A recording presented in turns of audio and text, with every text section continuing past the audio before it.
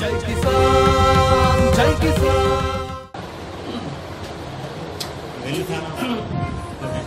ఈరోజు వివేకానంద రెడ్డి గారి ఘోరమైన హత్యకు అంటే నిన్న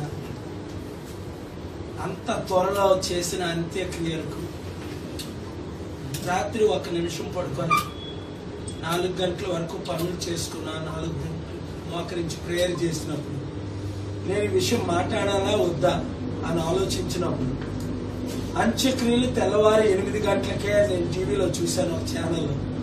ఏంటిది అంత్యక్రియలు 24 గంటల్లోనా అంటే వాళ్ళ కూతురు నెంబర్ నా దగ్గర లేదు, చికాగో అల్లుడి నెంబర్ లేదు, వాళ్ళు ఇక్కడికి వచ్చారో లేదో కూడా తెలియదు. మా commissioner core committee member Rangarao గారిని వెంటనే పంపించేశాం నిన్న పులివెందులు. ఏంటిది అని ఆలోచించినప్పుడు సడన్ గా నాకు వచ్చిన ఆలోచన ఈ పాట ఇంతకుముందు మేము తయారు చేసింది కొంచెం ఎడిట్ చేయడానికి జేకి నేను చెప్తే ఆయన పాపం సాయంత్రం 3 లోపు 4 లోపుని కొన్ని మార్పులు చేర్పులు ఎడిట్ చేసి డాక్యుమెంటరీలో ఈ పాట ఈ ఫ్యాక్ట్సే ఈ రోజు మన రాష్ట్ర పరిస్థితి. Thank you very much. వీడియోలో కొన్ని పార్టీ లీడర్లనే చూపించారు, కొంతమందిని చూపించలేదు. అంటే మీరు కొన్ని గనులు అయ్యి అన్నారు, దానికి సంబంధించిన లీడర్లు చూపించలేదు. చంద్రబాబు గారిని ఎన్టీఆర్ని చూపించారు, మిగిలిన లీడర్లు ఎవరిని చూపించినట్టు కనిపించలేదు. లేదండి, మూవీలో అందరూ ఉన్నారు, అందరు ముఖాలు ఉన్నాయి, డాక్యుమెంటరీలో అందరూ ఉన్నారు.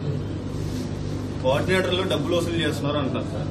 అంటే మాక్సిమం ఇప్పుడు ఎవరికి వాళ్ళ ఏ నియోజకవర్గానికి మాక్సిమం కోఆర్డినేటరే ఎమ్మెల్యేగా నిలిచే పొజిషన్. సో వాళ్ళు ఒకవేళ నిజంగా ఎమ్మెల్యేగా ఎంపికైతే ప్రజలకు ఏం న్యాయం చేయగలుగుతారు? అలాంటి వాళ్ళని మీరు ఎందుకు దరి చేసుకుంటారు?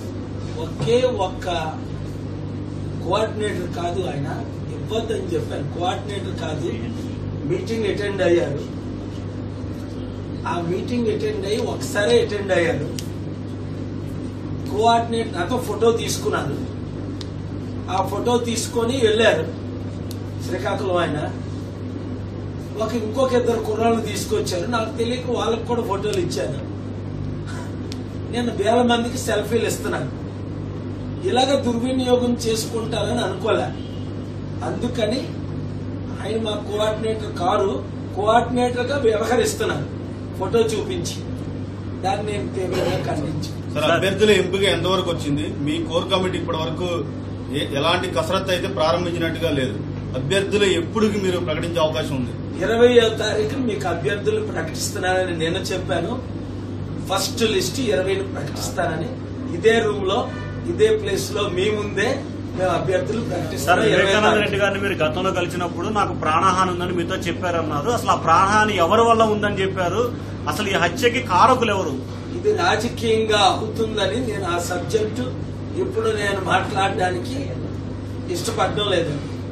ఇది సెన్సేషన్. ఇప్పటికే చాలా ఘోరంగా జరిగింది పరిస్థితి అంతా. చాలా అంటే ఇంతకంటే దారుణమైన హత్యలు ఉంటాయని అనుకోలే నేను. ఇక్కడ ఐఏశాఖ హత్య జరిగింది, ఈ రోజుకి న్యాయం జరగలేదని అన్న విజయవాడలోని 10 సంవత్సరాల తర్వాత. ఏ లైట్ ఒక పెద్ద మంచి అందరితో మెప్పి పొందిన రాజకీయ నాయకులు వివేకానంద రెడ్డి గారు అంటే అందరితో మెప్పి పొందిన రాజకీయ నాయకులు. అందరు రాజకీయ నాయకులు అలాగా అందరితో మెప్పి పొందరు. అలాంటి ఆయనకి ఇంత దారుణ హత్య అంటే ఇది ఏముంది రాష్ట్ర పరిస్థితి? కాదు సార్, అంటే మీతో గతంలో కలిసినప్పుడు చెప్పారన్నారు కదా, ఏంటి అది? అసలు ఎవరి వల్ల? రకరకాల కోణాలు వినిపిస్తున్నాయి కదా సార్. 30 రోజులు ఆగితే సార్ మా గవర్నమెంట్ వచ్చినప్పుడు చూస్తారు కదా మీరు పాలన ఎలా ఉంటుందా అన్నది. ఇప్పుడు ఆంధ్రాని అమెరికా చేస్తానన్న విషయంలో 100% అమెరికా చేయడం కాదు. ఇక్కడ అనేక పాలనలు మారుతాయి. నిరుద్యోగ సమస్య, లక్షల మందికి ఉద్యోగాలు క్రియేట్ అవుతాయి. ప్రతి నియోజకవర్గానికి గెలిపించిన అన్నాను మంచి హాస్పిటల్, ఉచిత విద్య, ఉచిత వైద్యం. చూడండి, ప్రజలను అడుగుతున్నాను ఒక్క ఛాన్స్ ఇవ్వమని. ఇస్తే రాష్ట్రంలో అభివృద్ధి చూస్తారు, ఇస్తారని నమ్ముతున్నాను. నలుగురు అడుగుతున్నారు సార్, ఒక ఛాన్స్ ఏముంది? అంతే అండి. నలుగురు అడుగుతున్నారు సార్. చంద్రబాబు గారు ఒక్కసారి ఒక్కసారి చంద్రబాబు నాయుడు అలా ఈ ఒక్కసారి ఆయన 35 సంవత్సరాలు రాజకీయం చేశారు. అది ఆయన ఒకసారి అడగడం ఏంటి? పవన్ కళ్యాణ్ రిటైర్ ఏజ్ వచ్చింది చంద్రబాబు నాయుడు గారికి, 70 సంవత్సరాల వయసు ఆల్మోస్ట్. ఇంకో ఛాన్స్ అడగడానికి ఆయన ఎలాగ అడుగుతారు? ఆయన నేను అడుగుతున్నాను, చంద్రబాబు నాయుడు గారు ఇంకెందుకు మీకు రాజకీయం? ఒక డిబేట్ కైనా రండి, లేదా నాకు ఛాన్స్ అయినా మీరు ఇవ్వండి మీ అందరికీ చెప్పి, లేదా మీ భార్య, మీ కుటుంబ సభ్యులు, మీ బంధువులు, మీ ప్రియులు, మీ ఎమ్మెల్యే భార్యలు, భర్తలు, ప్రియులు ప్రజాశాంతి పార్టీకి ఓటేయమని నేను అడుగుతున్నాను. హెలికాప్టర్ కి రాష్ట్రం మారాలా? హెలికాప్టర్ కి ఓటేయాలి. ఎమ్మెల్యే అభ్యర్థులకు కాదు మీరు ఓటేసింది, రాష్ట్ర అభివృద్ధికి, మీ అభివృద్ధికి, మీ కొరకు. సార్ ఇప్పటి వరకు మీరు ప్రజల్లోకి వెళ్ళలేదు, ఓన్లీ ప్రెస్ మీట్ల వరకునే సమయం సరిపోయింది. ఎలక్షన్ చూస్తే ఒక 25 రోజులు ఉంది. ఏంటి ప్రజాశాంతి పార్టీ? నేను ప్రజల్లోకి వెళ్ళదా? నేరుగా మీరు వెళ్ళి కలవడం కానీ మీటింగ్లు కానీ ఇలాంటివి ఏం జరగలేదు. కొన్ని వేల మందిని కలిసని పాదయాత్రలు చేసి భూములు దోచుకోవడానికి వెళ్ళమంటావా? భూములను దోచుకోవడానిక నేను వెళ్ళాను. నిన్న కాక మొన్న దానికి జవాబు చెప్పనియండి. నరసాపురం వెళ్ళాను, పాలకొల్లు వెళ్ళాను, ఉండి వెళ్ళాను, తాడిపల్లిగూడు వెళ్ళాను, తణుకు వెళ్ళాను, రాజమండ్రి వెళ్ళాను. ఇప్పుడు నిన్న కాక మొన్న 5 సిటీలు వెళ్ళాను, 20 గ్రామాలు వెళ్ళాను, వేల మందితో మాట్లాడాను. చూడండి స్పందన ఎలాగుందో. మీరు ఎలాంటి ఛానల్ సార్? ఇంతకీ పాదయాత్ర చేసిన భూములు దోచుకుంది ఎవరు సార్? సార్ మన పాలన పాదయాత్రలు భూములు సార్.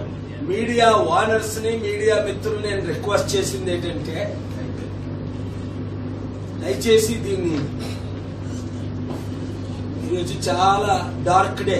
నిన్న ఈరోజు వివేకానంద రెడ్డి గారు అలా చనిపోవడం, నిజంగా దాన్ని మనం పొలిటిసైజ్ చేయకూడదు, కానీ హత్యను తీవ్రంగా ఖండించాలి. దయచేసి మీరు మీడియా మిత్రులు ప్లీజ్ బీ సెన్సిటివ్. ఒక ఆయన మాట్లాడుతూ నవ్వుతున్నాడు, ఒక రాజకీయ నాయకుడు మాట్లాడుతూ నవ్వుతున్నాడు, ఒక పెద్ద రాజకీయ నాయకుడు, పేరెందుకు చూసుకోండి వీడియో. ఇలాంటి దారుణ హత్య జరిగితే నవ్వులు వస్తున్నాయా? చూస్తుంటే ఏడుపు వచ్చింది మీ ముందే. మాటికి ఎందుకని కంట్రోల్ చేసుకున్నారు. ప్రజలతో ఆడుకుంటున్నారా? లైఫ్ తో ఆడుకుంటున్నారా?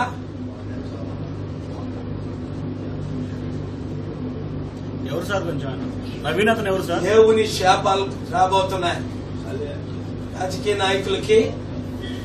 ఎవరైతే జీవితాలతో చెలగాటు వాడుతున్నారు, అరే డిబేట్లు చేసుకోండి, మీ క్యాంపెయిన్ మీరు ప్రమోట్ చేసుకోండి, మీరు ఏం చేశారో ప్రజలకు చెప్పండి.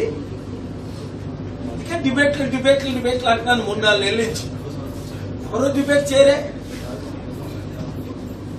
మీడియా ఓనర్స్ ఇక్కడ 25 రోజులు ఉందన్నారు, ఒక్క డిబేట్ పెట్టండి అందరూ కలిసి. మనకు డిబేట్ జరగలేదంటే ఇప్పుడున్న నాయకులంతా అవినీతి పరులు, ఇంకొకరు లేరని అదే రుజు. అబద్ధికులు ఇంకొకరు లేరనే, మోసగాలు ఇంకొకరు లేరనే, చేతకాని వారు ఇంకొకరు లేరనే. రాష్ట్రాన్ని ఏ విధంగా అభివృద్ధి చేయాలి, రాష్ట్రాన్ని ఏ విధంగా పాలించాలి, రాష్ట్రాన్ని అప్పుల నుండి ఏ విధంగా విడిపించాలి, నిరుద్యోగ సమస్య ఏ విధంగా నిర్మూలన చేయాలి. ప్లాన్ ఆఫ్ యాక్షన్ ఏమైనా ఉందా? దొంగ మాటలు చెప్పుకుంటూ, దొంగ వాగ్దానాలు చేసి 1000 కోట్లు దోచుకొని, అడ్వర్టైజ్మెంట్లు చేసుకొని ఈ రాష్ట్రాన్ని మరొక 5 సంవత్సరాలు 20 సంవత్సరాలు వెళ్ళాలనుకుంటున్నారా? దయచేసి మంచి రెబల్స్ అందరూ ఒకటవ్వండి. గ్రామంలో ప్రజాశాంతి పార్టీనే గెలిపించండి.